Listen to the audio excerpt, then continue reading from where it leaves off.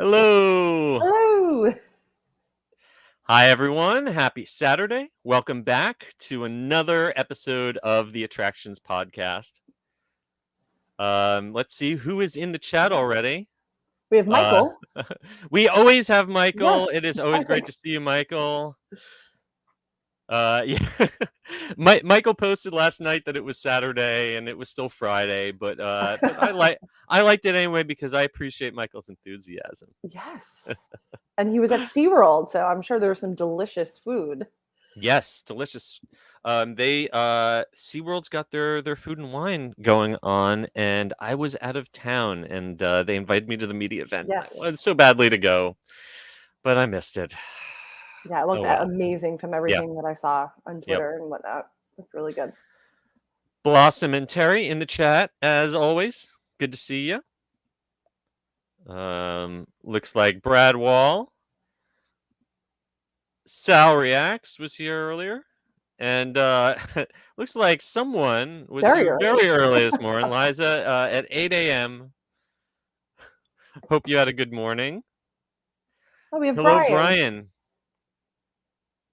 Did you guys see Minnie's new 30th anniversary outfit change for Paris being temporary to the one that made headlines? I am not entirely sure what that is referring to. I think 30th anniversary would have to be Disneyland Paris 30th anniversary. Yes, I did see that. It's the Stella McCartney blue jumpsuit. Okay, yes. We talked a while back on the podcast about she was going to be getting a new outfit designed, and but was it changed back or something? Was there a problem with it? I didn't hear about that. I am not sure. All I know is I saw a picture of her and it looked really good. Yay. Well, we've got Michael does say he's going back to SeaWorld. He must have had a good time because he's going back. Let us know what you ate. Shubham, hi. Hello. And Brian, it just debuted today. Okay, the new outfit debuted today. Good to know. Thank you. All right, so we're a couple minutes in and we've already got 20 people in the chat. So, hey, what do you say we just go ahead and do this thing, shall we? Let's do it. All right. In 3, 2, and 1. Please lower your head and watch your step while boarding. Welcome to the Attractions Podcast. You are all clear for dispatch. Have fun. Hello, everybody, and welcome to episode 129 of the Attractions Podcast, sponsored by Destinations with Character Travel. I'm Seth. And I'm Carly. And we are here again to talk to you about all the latest and greatest things in theme park news and more, as well as what's going on in our own lives. So, Carly, how have you been this past week? I have been good, getting a lot of work done because next week you and I are going to West Coast parks, and I am very excited. I know. I feel like we both won the Super Bowl, and we're going to Disneyland. Yes, going to Disneyland. Yeah, we're going to be meeting up at Knott's Berry Farm for their media event, and then hopefully we'll get to hang out some in Disneyland Resort together. Yes. So very excited. Yeah, I got to spend a couple days in Cape Coral, which is a really beautiful part of Florida this week. But yeah, just like you, I'm all about prepping for my trip. So I'm hoping we get to go to Magic Key Terrace. So, yes, absolutely. I am no longer a annual pass holder, as they call them now, Magic Key holders at Disneyland. So I am relying on you to be able to sneak us in there. I think I could do it. Disneyland reservation system is so wonky in that they don't really reserve a lot of tables for advanced dining. So there's so much, you get stressed out and then you get there and everything's on the walk up. I will tell really you, crazy. The last couple of days, I've been trying to make dining reservations for Disneyland for my trip, and the only things that I was able to get was River Bell Terrace. No Carthy Circle, no Blue Bayou, and so I'm hoping that there will be walk-up availability because it's really hard to get that stuff. Absolutely, and the Carthay Circle is almost always on walk-up, so I think that won't be a problem. Blue Bayou, is not really. You know rarely ever pops up on there. Here's a secret. Blue Bayou's overrated. I agree. You're paying for the view. I agree completely. And Just ride pirates again instead. yeah. All right. Without any further ado, let's get into the news.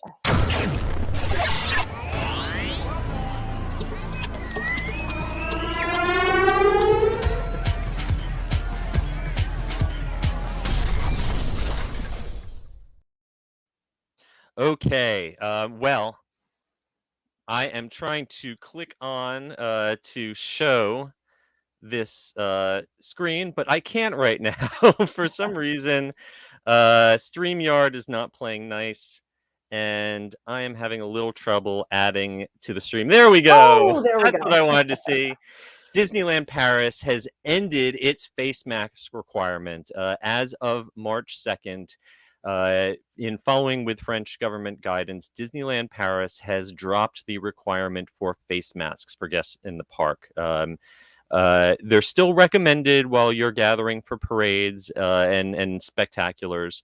And the vaccine pass, which proves that you either have full vaccination or recovery or exemption, is still required for all guests age 16 and over, but the masks are now optional.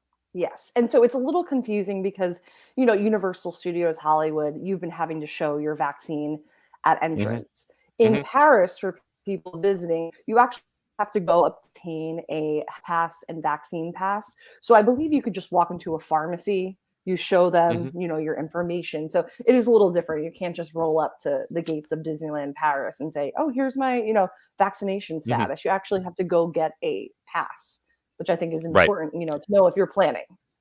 Yeah, extra hoop to jump through if you are planning a trip to Paris, which our friends at Destination with Character Travel can certainly help you with. Also, keep in mind that visitors between the age of 12 and 15 are required to show not a vaccination pass, but a health pass, which is either proof of vaccination or a negative PCR antigen test within the last 24 hours. Obviously, if you are planning a trip to Disneyland Paris, check out the full details on their website. But going along with this, Paris has also started allowing guests to hug their characters again.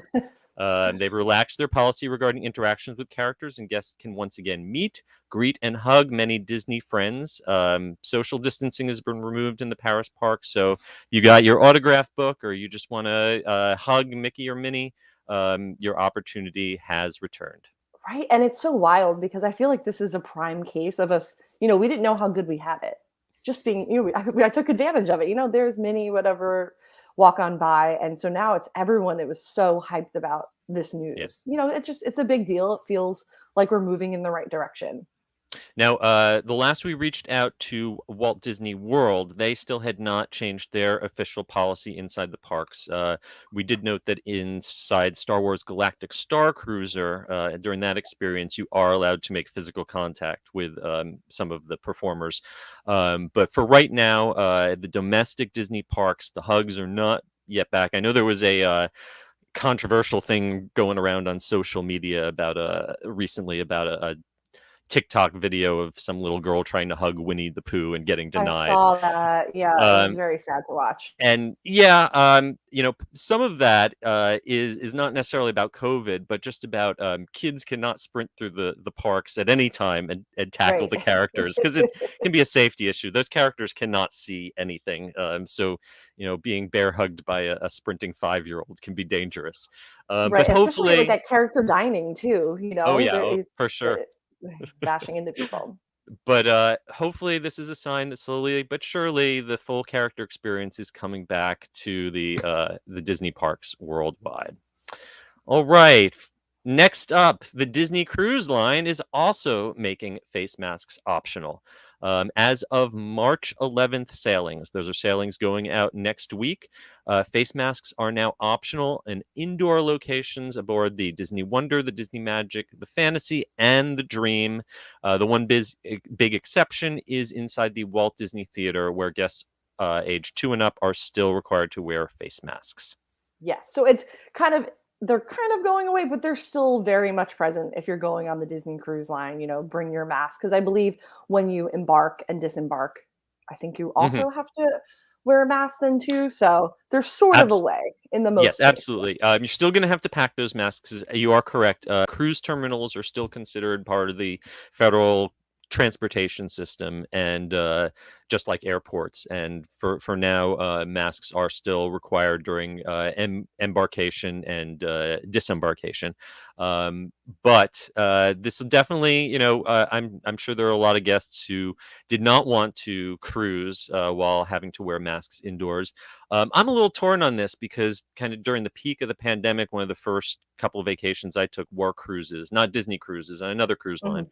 But I actually felt really comforted and safe by the fact that there was thorough enforcement of masking rules, and I felt like that cruise ship was kind of a little bubble. And to be Right. honest, masks even beyond when COVID's all said and done.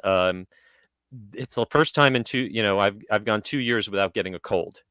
So Right. and every time I go on one of these vacations, especially a cruise where you're really close to lots of strangers, I always seem to have the sniffles for a week afterwards. So Yes, I have no maybe. problem with it. I want to let's act like Asia. If we're on those crowded subways, I am Yep. fine with that because I Yep. don't want to be near anyone. But yeah, I mean that's what everyone's kind of said of that they've gone on cruises is the general consensus is they felt really safe. There's rigorous Yes.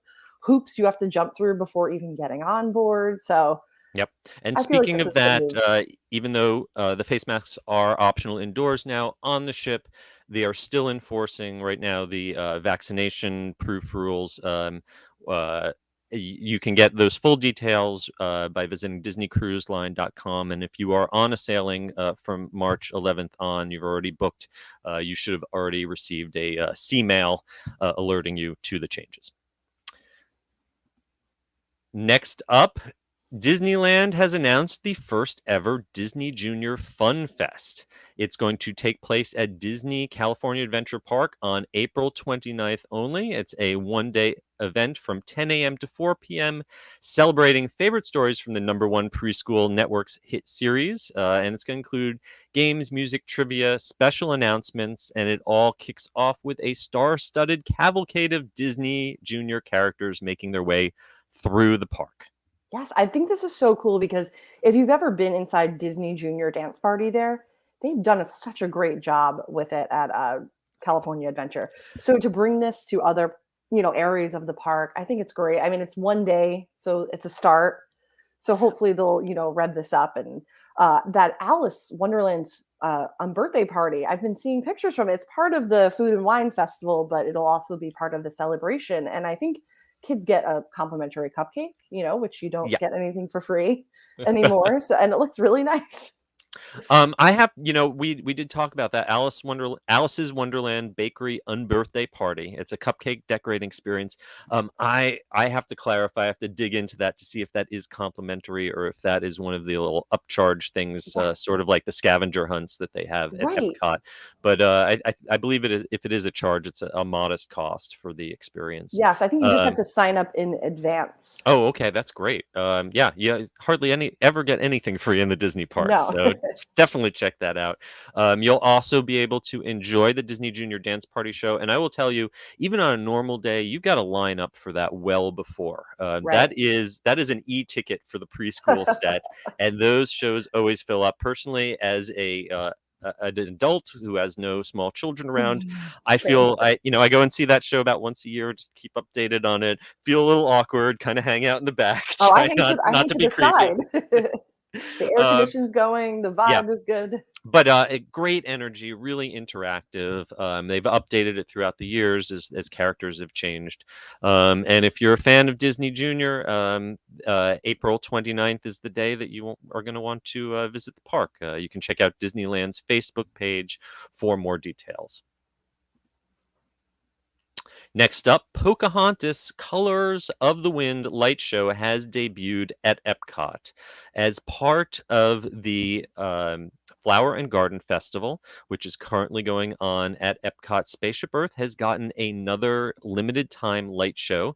Previously, during the Festival of the Arts, we saw a really wonderful Muppet themed Rainbow Connection light show on Spaceship Earth, and now we have Colors of the Wind from Pocahontas running A little 5-minute show runs from around sunset to shortly after park closing, and definitely worth checking out. Absolutely. And it's, we're finally seeing Spaceship Earth reach its full potential.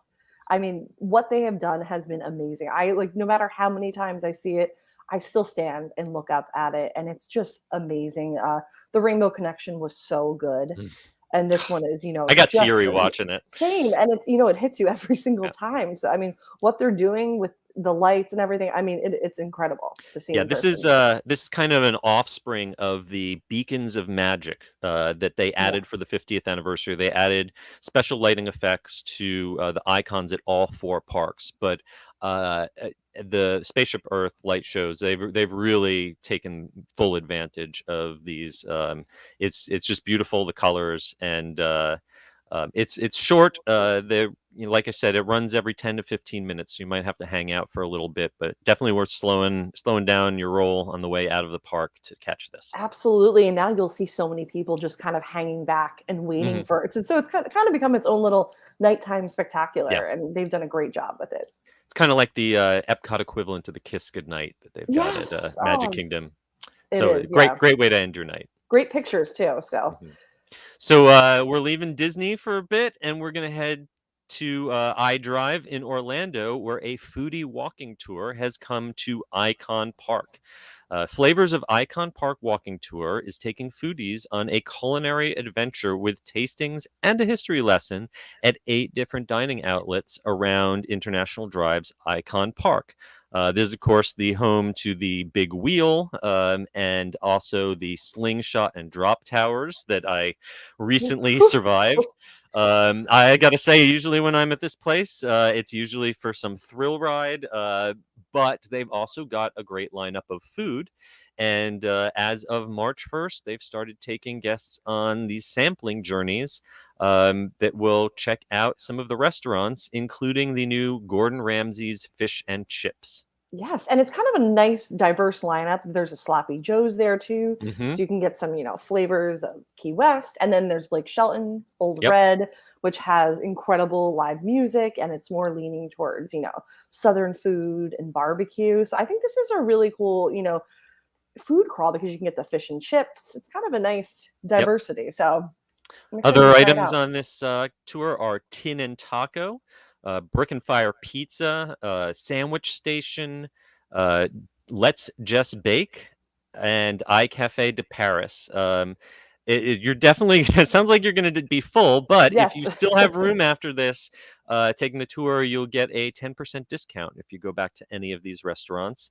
It takes about 90 minutes to 2 hours, and it is going to depart from the Wheelhouse, which is the base of the Big Wheel, every Tuesday evening at 6:30 p.m. You got to make an advance reservation at originalorlando.com if this is something you're interested in. Okay, and heading back to Disneyland for the first time ever, Floral Minnie Mouse is greeting Disneyland guests. Yes, Mickey Mouse himself has held court at the front gate of Disneyland since opening day on July 17th, 1955. But to kick off Women's History Month, Disneyland Resort changed it out, the iconic floral Mickey Mouse design to Floral Minnie Mouse for the first time. Yes, I love this. And I mean, that shot right there, that's, when families enter, that's the first picture you're going for. And I think it's Mhm. so cool that they put Minnie there, and we're going to see it next week. So, Yes. I feel like pictures don't do that justice because it is really beautiful the way, the horticulturists landscape that. So I'm excited to see it in person. Well, it took a 13-member team working throughout the night on March 1st to make Floral Minnie appear in front of the Main Street USA Disneyland Railroad Station. And the design includes over 1,750 individual plants, including 750 pink Nemesia plants in Minnie's bow alone. So if you want to see this, she'll be up throughout Women's History Month, which is March. And of course, destinations with character travel can help you get there. Right. Maybe she'll stick around a little longer. We'll find out. Hopefully, this will become an annual tradition.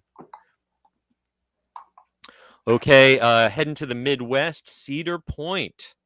opens its 2022 season with 6 new offerings. The iconic roller coaster park in Sandusky, Ohio, has renovated 2 hotels, opened 2 new dining outlets, has reimagined a shop, and has added a spectacular multisensory parade to its 2022 season lineup, which is kicked off. Yes, the parade looks really cool because it's a celebration of nostalgia, all the hmm history of the park. So I'm excited to see, exactly how these massive floats are going to reflect the history. Are they going to be coaster themed? I think that could be really cool. And then you have the peanut shop. So I mean, everyone loves peanuts. Everyone loves peanuts. Yes. So yes, celebrate Cedar Point Parade and Spectacular is celebrating the park's history with 12 massive floats that are going to travel along the main midway, highlighting major moments from the park's history and also major park landmarks. That's really cool. I wish that Disney parks would do a parade about Disney parks. Right. Wouldn't that be Yeah. amazing? Yeah, I love it. I love it when a park, especially one that has been around for as long as Cedar Point, kind of invests in their own history and nostalgia, and reminds guests of the old times. Right. And I I mean, think, that's why we're all keep coming back. It's all yeah. about the memories. So I wish, Disney leans into that for their 50th, but we'll wait. We'll leave that at there. But Yeah. in addition to that parade, the Castaway Bay Indoor Water Park Hotel has gotten a multi-million-dollar renovation. Sawmill Creek, which is a 10-minute drive from the park, has a 18-hole Tom Vazio designed golf course, along with new dining opportunities, and 2 new dining outlets: a farmhouse kitchen and grill in Frontierland, and also a new Derby Dog and Coasters drive-in. So, along with the new Peanuts at the Point Snoopy Boutique, lots of stuff to check out at Cedar Point this season. You can head on over to cedarpoint.com for more information. Yes, and I think they're going cashless now when they start the season. So Yes. that's something to keep in mind. I think they'll give out prepaid debit cards, something along those lines. Yeah, So there are, I believe, ATM style machines yes. where if you are not into swiping and tapping, where you can get a prepaid debit card and load it up with cash. But otherwise, yeah, they have gone cashless, which hopefully that will help speed up the lines a little bit at Yes, the we hope. cash registers. All right. Um, Disney Plus parental controls have been enhanced as adult Marvel titles are added. Um, the addition of Daredevil, Jessica Jones, Luke Cage, Iron Fist, The Defenders, The Punisher, and Marvel's Agents of S.H.I.E.L.D. to the already expansive Disney Plus Marvel library on March 16th, 2022 will trigger enhanced parental controls that will prompt all subscribers to update their settings. Okay, this might be a little confusing. Here's the deal. There are several Marvel shows that used to be on Netflix, which were designed for a more adult audience. Specifically, Daredevil, Jessica Jones had some very mature themes. Yes. Great shows. Highly recommend them if you have not seen them. Those have all been removed from Netflix. They are going to be joining the Disney Plus lineup in America on March 16th. I believe in some other countries they've already been added to that lineup. But up until now, Disney Plus has not carried anything that was more than PG-13 or TV-14. Right. So in order to make room for these more adult shows, everyone who logs into Disney Plus from March 16th on is going to have to make some changes to their account, either acknowledge that they're an adult and that they want to see these shows, or set up a pin and create profiles to lock out the younger members of your family from being able to see these shows. But either way, be prepared. If you log in on or after the 16th, you're going to have to answer some questions before you can go on and keep watching your Disney Plus shows. Right, exactly. So it's going to be a prompt. It's not just like, Mhm. oh, I can't access Agents of Yes. Shield, so you will have to actually, Yes. do it. Now, I do believe that if you were to ignore these prompts or bypass them, it will default to a TV-14 content Yes. rating. But you can still use the settings on either the app if you're using this on a smart TV, or logging into the website to adjust your parental settings at any time. And I am looking forward to catching up with. Uh, I really enjoyed, especially Daredevil and Jessica Jones. Some of the other shows, not quite so much. Yes. But I'm hoping that adding these to Disney Plus means that these characters maybe will start showing up in some new content. Just like Yes. we got to see Matt Murdock in the latest Spider-Man movie, so I hope that means that more is in store for his character. Exactly. Yeah, I'm starting the Marvel Cinematic Universe from the beginning, phase 1. So now I'm like, oh, I'm happy Agents of All S.H.I.E.L.D. right. is on here. I'm going to try to watch that with it too. I will say you don't necessarily have to watch everything in the entire universe. I know, but It's a I big want universe. to. It's It's such a not big all great. Moving right along. Stan Lee, speaking of Marvel, is being honored at Avengers Campus in California Adventure with a new plaque. Stan the Man Lee, who is known as the comic book writer behind hundreds of Marvel characters, including the Avengers, was remembered recently with a plaque honoring his legacy installed at the entrance of Avengers Campus in Disney California Adventure Park at Disneyland Resort. Stan is very well known, very recognizable from his many cameos Yes, in the the best Marvel part. Cinematic Universe films. And he is now forever remembered with a plaque that reads, "We dedicate Avengers Campus to the incomparable Stan Lee, that person who helps others simply because it should or must be done, and because it is the right thing to do, is indeed, without a doubt, a real superhero. Thank you, Stan, for inspiring the hero within each of us. You made us all true believers." Oh, I just love what it says, and I can't wait to see it in person. I mean, what a beautiful tribute to him. And, his cameos are legendary. That's half the fun Yeah. in watching it, to see if you can spot him. He led a really interesting life. I highly recommend, if you're interested in the history of comic books, to read some of the books written about him. Not entirely uncontroversial, but in his later years, he certainly became like the beloved grandpa of comic book fandom, and definitely miss his cameos in the films. Yes. I don't believe that there are any cameos of him in Avengers Campus, but if you are interested in seeing a Stan Lee cameo inside a theme park, check out the Amazing Adventures of Spider-Man ride Yes. at Islands of Adventure. He is in there all over the place. You hear his Yes. voice, you see him driving a garbage truck, you I see was him just going on saying, a date. the truck is my favorite because he has those big kind of like grandpa shades on, and Yes, it's just but it's like one second he's driving the truck, the next he's going to a movie with his girlfriend, the next he's hanging out with the cops. He is all over the he place. is. We love you, Stan. All right.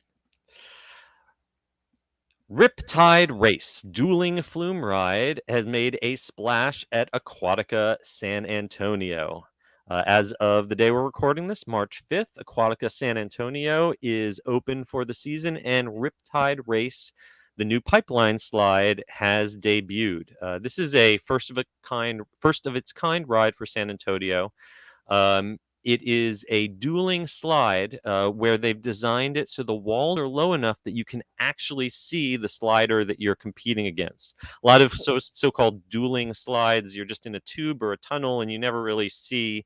But here you'll be able to see the people going down two-person rafts alongside you through a 565-foot slide coming down from the top of a 55-foot tower. Yes, I mean, I love when I read that the slide walls were low.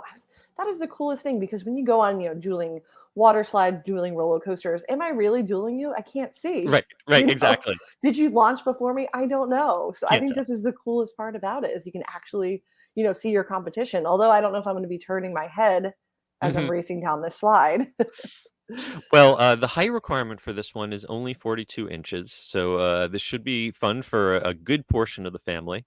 And along with opening this water slide, they're also opening a full-service Turi's Beach Bar adjacent Yes. to the Big Surf Shores wave pool. So if you don't want to wait in line for the slide, you can grab a mixed drink or cocktail and hang out, maybe even rent a private cabana to chill in. Right. You just get some tropical drinks and you could just people watch. Yeah. If you are a Aquatica annual pass member or season pass member, you can get exclusive ride time on Riptide Race throughout the summer. And for a limited time, they're giving people who purchase a SeaWorld San Antonio season or annual pass an Aquatica pass for free. So head on over to aquaticasanantonio.com for more information. And we are going to finish off the news in the queue with what's new at Busch Gardens Food and Wine Festival. Yep, Busch Gardens in Tampa has brought back their popular Food and Wine Festival starting on March 11th. And this year they've got 20 new sampling dishes, 22 live concerts, plus the grand opening of the all-new Iron Gwazi.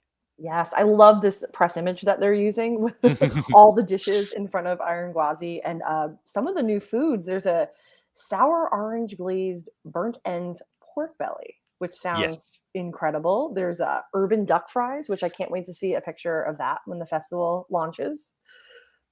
Oh, but don't forget the Flamin' Hot Cheetos elote street corn. I wanted to forget that, though. Which that one might stick with you for a day or so after. Right. that might be a pass. But I think Flamin' Hot Cheetos are one of those things that you either love or you don't. Right, and how many, you know who you are. How many food festivals are now we're going to see with things dusted with Flaming Hot Cheetos, crumbles, mac and cheese? I mean, it kind of never ends.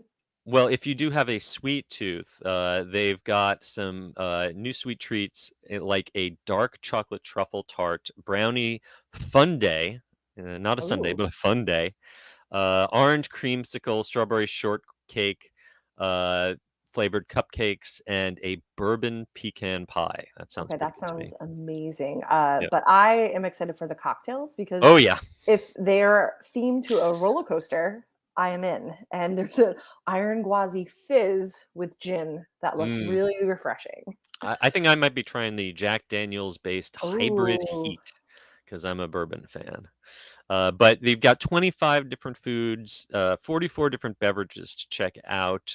If you want to save a little money, invest in one of their sampling lanyards where they start at $65 for 10 samples or $80 for 15 samples. And if you are a pass member, you can get an 18 sample lanyard for the price of a 15, which is a nice little discount. Good deal.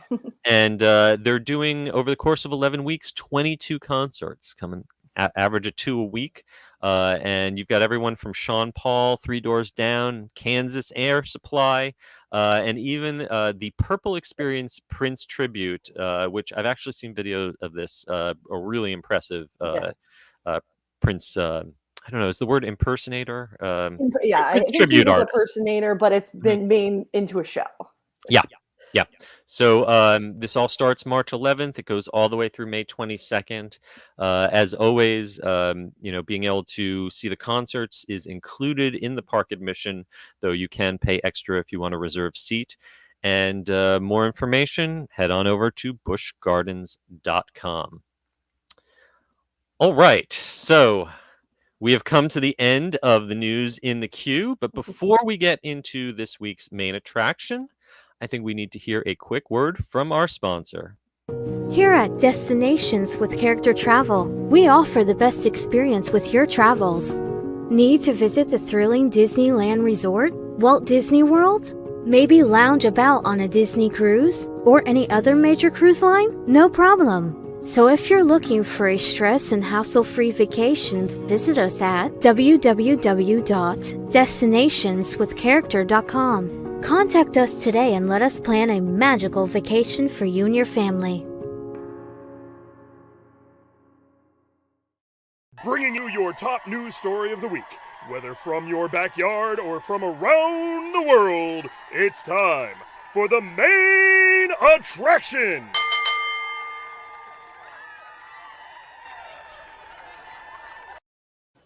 And this week's main attraction, we've got a sneak peek at the Guardians of the Galaxy Cosmic Rewind boarding area. Recently, Imagineer Zach Ridley shared a sneak peek at the roller coaster's boarding area for the highly anticipated ride that is scheduled to open this summer at Epcot in Walt Disney World. Yes, I mean, this looks incredible. I'm getting a little bit of Web Slingers boarding area I vibe. was just gonna say, if Test Track and Web Slingers had a Yes. baby, this is what their Mhm. boarding area would look Yeah, like, and I that think. was, like, the first thing that struck my mind, and I mean, I can't wait for this coaster to open and, So, Zach always posts the best little for those of pictures. you who are not watching the video version, if you're listening on the podcast, just describe when we say web slingers. I think we're both referring to the color scheme, which is Yes. very bold red and blue with kind of an industrial rusty gray in between.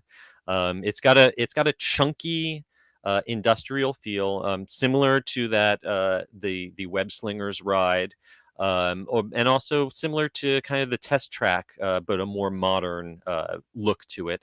Some dramatic lighting, and it's a single load station, and the interesting thing is, well, we can't really tell if this is both a boarding and unload station, or do we know if there's a separate unload station? I don't believe, but Yeah, I was kind of going under the assumption that there was gonna be a separate unload unloading station. station. Yeah, just based on Um, what we've seen so far, but I mean, we could be wrong. Yeah. In addition, Walt Disney Imagineering has posted a short video on Instagram that gives us a little glimpse of the ride vehicles coming into the boarding station and dispatching. Yes. If you didn't know, they've referred to these ride vehicles as omni coasters, similar to the omnimovers in rides like the Haunted Mansion. This is not a free spinning coaster, but a coaster where it can be programmed to turn and point you in a specific direction at any point along the track. Right. Um, And so it's called the Star Jumper, I believe the yes, name of yes, the vehicle. Yes. this might be the first time that we've gotten that name. Did we hear that name Star Jumper before? I I'm think not it was I'm not buried quite in sure. this information that came Yeah. out. But yeah, so it's similar to like the Haunted Mansion, but it's also if you've been on Crush's coaster at Disneyland Paris, it is Yes. like if the two came together and made a family-friendly roller coaster. And Crush's is a family roller coaster, but with the Haunted Mansion thrown in there, because Mhm. like you said, it's programmed, so you're not just free spinning. You're going to be facing whatever the direction of the storyline And I is. will say, this coaster does not go upside down. It does have a big backwards launch, which is a big signature feature, but isn't going to flip you upside down. So we don't have the older over the shoulder restraints. I did get a chance to sit in one of these vehicles at the Destination D23 event, and I did find them very comfortable, and I think they're pretty easy to get in and out of. So hopefully, looking at this. Hopefully, this is a setup for a load station that will be able to process a lot of people. Hopefully, 17, 18, even 2,000 people an hour. Fingers crossed, so that Let's the hope. lines for this aren't too crazy. Another thing that we did not mention in this article, but it kind of slipped out. A Disney executive recently got to test the ride and posted on social Oh, media that it would be opening by Memorial Day weekend, oopsies. and then very quickly remove that Yes. tweet. So take that with a grain of salt. Obviously, not official piece of information, but Memorial Day would be a great time to kick off, a ride that's here for the summer season. Yeah, it So, would be, and, maybe we'll see some annual pass holder previews like yes, Rennie's, so I'm hoping for Um, that. yes, I think we can expect that they really want this to open smoothly. So there should be a long, healthy test and adjust period. We know that there's lots of people internally who have gotten to ridden this, and the buzz is fairly positive. No spoilers, No. um, but they're going to want to keep running this and running this and running this so that when the official opening day comes, it all runs smooth and they don't have headlines about the new ride breaking down. Right, That's the last especially, thing they want. with Disney Genie and, those time windows. We Absolutely. just can't afford a 4-hour breakdown period. Yeah. But I'm getting excited for this one. I'm really excited for It's this. been a long time coming, and honestly, I've always been kind of apprehensive about, the original mission of Epcot, education, slow moving, elaborate dark rides being replaced with thrill rides. Right. But that's where we're going, and if that's where we're gonna go, then at least they're putting a lot of time and effort and care into construction of this. Speaking of time and effort and care, We should also maybe mention a little controversy lately about an iconic spaceship that has been installed in front of the. Yes. Oh god. I think. I think maybe people were confused, not realizing that's not a real spaceship. It's just a prop that's meant to. It represents one of the Nova spaceships seen in the Guardians of the Galaxy film, but it's been put out kind of as a beacon, a weenie out in front of the attraction. But I think a lot of people were confused or disturbed about the support structure that was put in. People were complaining about it even before it was finished. We still can't say that it's completely finished now. Right, and it doesn't look bad. I've I don't looked at think it it looks bad at from all. I don't when I know. was going on the monorail loop above it, and you could see over.